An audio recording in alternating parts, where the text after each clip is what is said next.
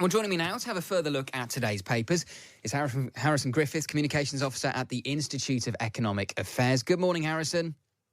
Good morning, James. How are you? Very well, thank you. Is it blowing a hoolie where you are, by the way? Are you feeling the impact of Storm Isha? Yes, it is, absolutely. I mean, it really came on as a bit of a shock yesterday. I mean, at least if you hadn't looked at the weather forecast, all of a sudden it was really blowing a hoolie yesterday. It's really quite disgusting out there. Well, the warning is stay away from windows from the Met Office. I've never heard the Met Office warn us to stay away from windows. No, it's quite shocking, really. But I mean, I have to say, in a damning indictment on the London housing crisis, I live in a house with 4 of my good friends, and unfortunately, I drew the short straw. My room doesn't actually have a window to the outside, so there you go. Well, I suppose I'm winning on this occasion. You are. This is the one day when you're in luck for not having a window. We are going to talk more about. They're all laughing at me, James. Yeah, I'm sure. We are going to talk more about Storm Isha between now and 6. We'll get you the latest from meteorologist Jim Dale. Let's begin with our look at the papers, Harrison, with a story on the front of the Times this morning. Keir Starmer is going to defend the National Trust against Tory claims of wokery. He's going to say he's on the side of the National Trust and the RNLI and accuse the Tories of waging war on charities and civic society. I mean, this does follow stories in recent years about the National Trust being accused of becoming too woke, and the RNLI has faced criticism over the fact that it's been coming to the rescue of migrants in distress in the Channel. What do you make of this?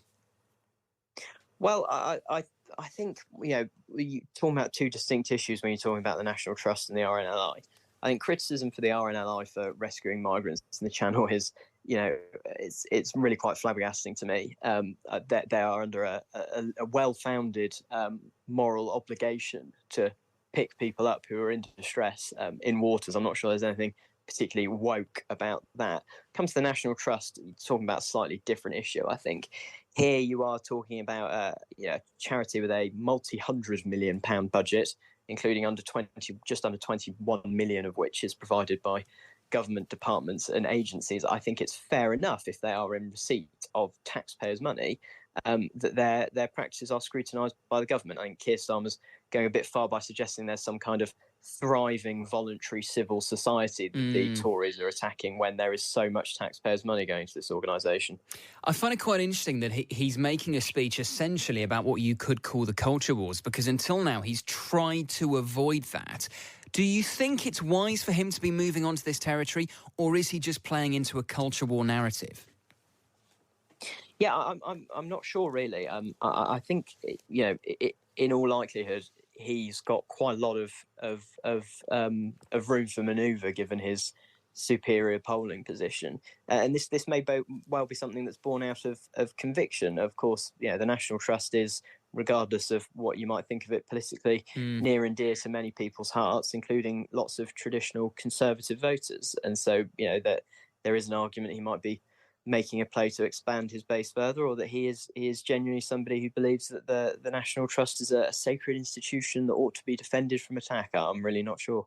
By the way, talking of the Labour leader, we are marking today 100 years to the day since the first Labour government took office. And I'm asking people this morning for the most impressive Labour politician of the past 100 years.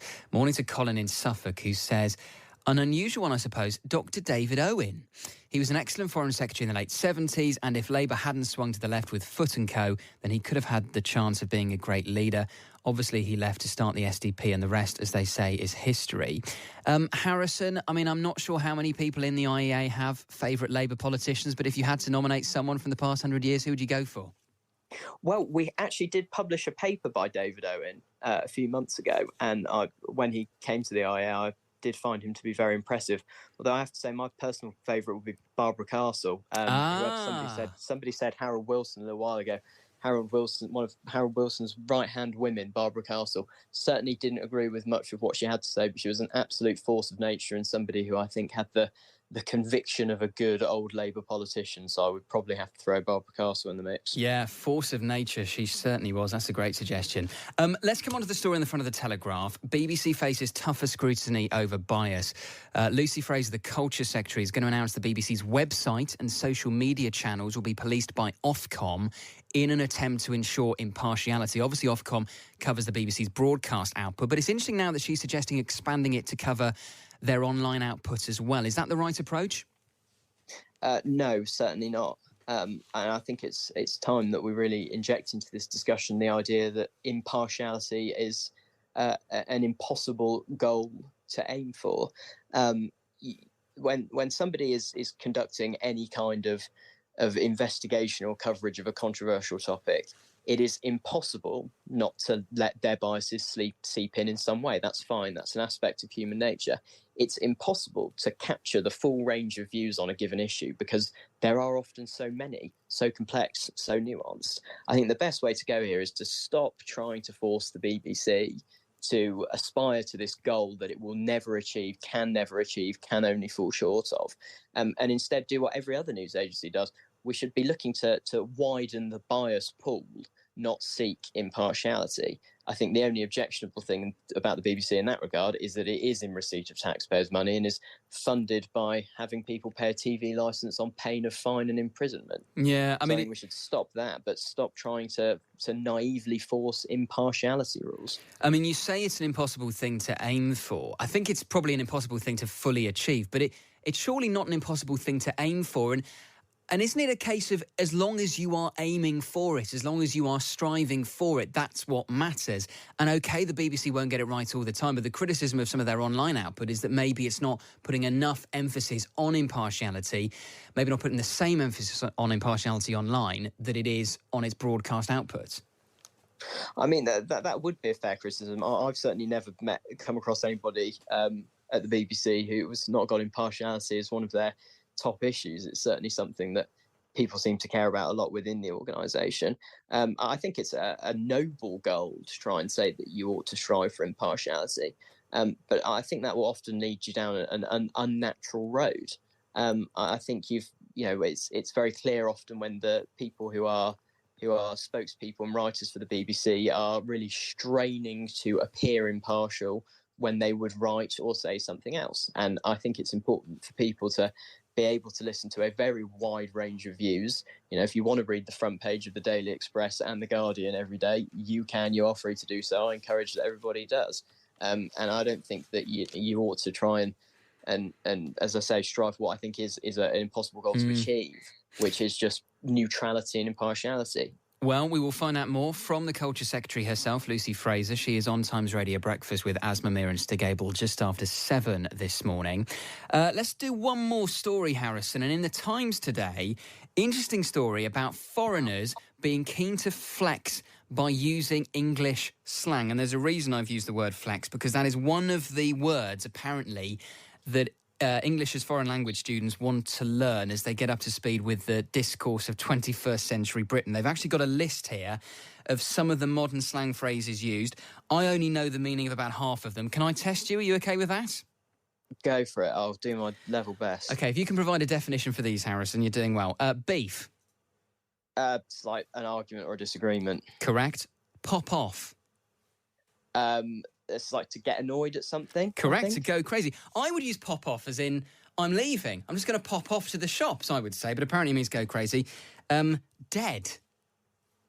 Dull, boring. Correct. Salty. What does salty mean? Bitter or angry. You're very good at this. Upset. Safe. What is safe mean these days?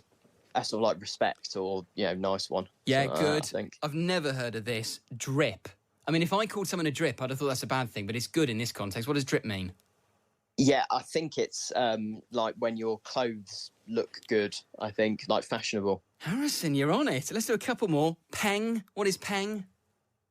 I think it's like a generic positive descriptor, is it like, paying something good, something beautiful, something like that? Yes, and if I say I'm absolutely shook, what does that mean?